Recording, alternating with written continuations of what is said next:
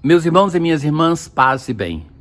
Nós, na liturgia de hoje, vamos nos encontrar com o hoje de Deus. O hoje de Deus que quer salvar.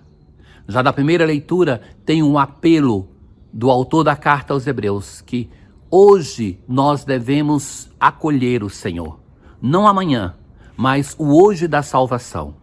E para isso ele evoca um episódio do Antigo Testamento, do livro dos Números, que também está presente no Salmo responsorial de hoje. Hoje não fecheis o vosso coração.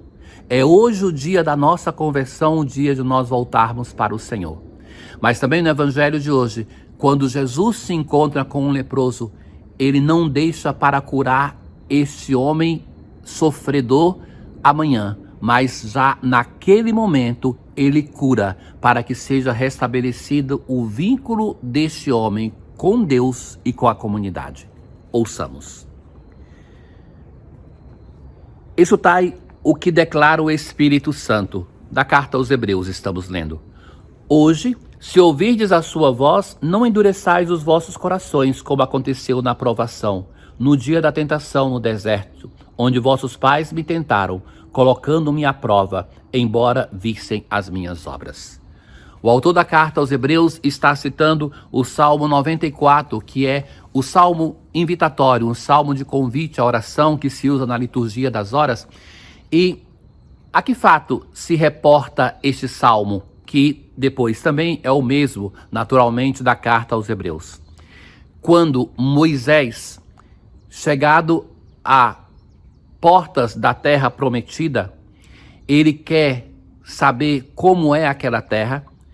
Ele é instruído pelo Senhor a mandar uma delegação com representantes de todas as tribos de Israel. Eles tinham a missão de ir sondar a terra, ver como era, ver as suas cidades, ver quem vivia, como se comportavam e também trazer alimentos daquele lugar para ver, dar uma prova do que se encontrava ali. E é muito interessante que o povo de Israel vai ficar encantado. Aquela expedição vai voltar com cachos de uva tão grande que precisava de 2 homens para carregar. E vão trazer diversos frutos e vão voltar dizendo assim: é de fato uma terra como o Senhor prometera, onde corre leite e mel. Mas ao mesmo tempo eles vão dizer que é uma terra habitada por cidades fortificadas. Homens que são gigantes, que eles se sentiam como gafanhotos no meio daquele povo. E então o povo vai começar a agredir, a murmurar contra Moisés e, portanto, contra Deus. Veja que Deus dá uma prova. Apesar de terem visto as minhas obras, Deus dá uma prova de que a terra que ele prometeu é uma terra onde corre leite e mel. E aquele povo, amedrontado, o medo é um péssimo conselheiro, vai titubear e não vai mais querer entrar naquela terra.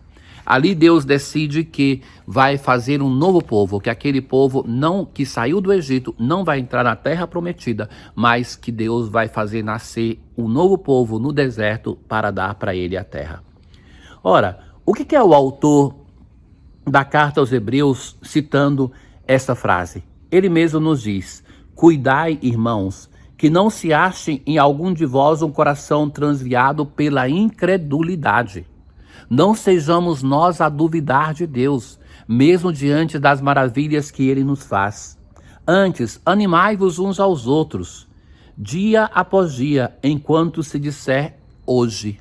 Enquanto se disser hoje, vamos nos encorajar, vamos nos animar para viver a nossa experiência de fé. Diante de tantas maravilhas que Deus faz na nossa vida, não fiquemos na dúvida, não voltemos atrás, para não acontecer como o povo de Israel, a quem Deus deu a prova de que estava cumprindo a sua palavra, nem precisava fazer isso, mas Deus prova para ele que aquela terra é uma terra de fartura.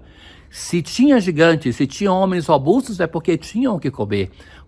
A própria estatura dos homens que eles viram era uma prova da fecundidade daquela terra.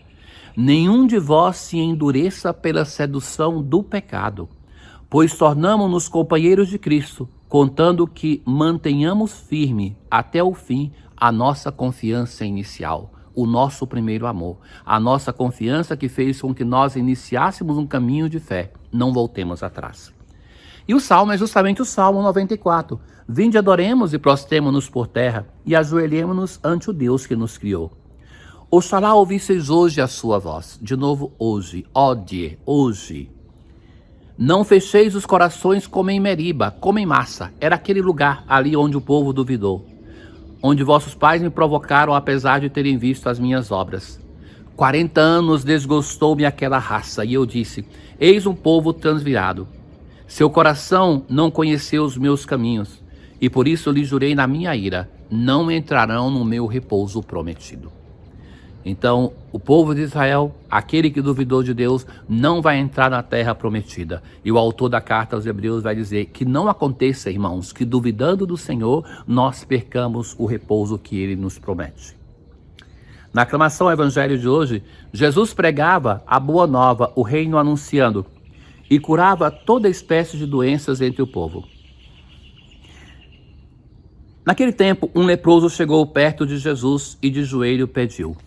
Um leproso. A lepra na antiguidade era considerada como uma doença transmissível. Mas pior do que isso, toda doença de algum modo era considerada como um castigo de Deus pelos pecados. Mas a morte era simbolizada e era antecipada sobretudo com a lepra. Ter a lepra era ser considerado como um morto que ainda caminhava, um morto vivo. E essa pessoa não podia participar da vida social. Nem precisa dizer que não podia entrar no templo, na sinagoga, que ela não podia entrar na cidade. E ela tinha que caminhar tocando um sino para avisar para os outros, olha, um leproso está chegando, fujam, vão longe. Era considerado tão impuro que se uma pessoa tocasse um leproso, aquela pessoa não podia também mais entrar na cidade. Ela era considerada impura, ela era contaminada pela impureza. E não só de vírus estamos falando aqui, mas que era considerada uma morte espiritual que era refletida do corpo e quem tocasse era também contaminado. Este homem vai dizer para Jesus, se queres tem o poder de curar-me. Quem é Jesus? Aquele que tem poder de vencer a nossa enfermidade. Jesus cheio de compaixão. Recordemos-nos que essa expressão compaixão é aquele sentimento da mãe para com o filho quando se mexe no seu útero. É esse sentimento materno que Jesus tem para com este homem.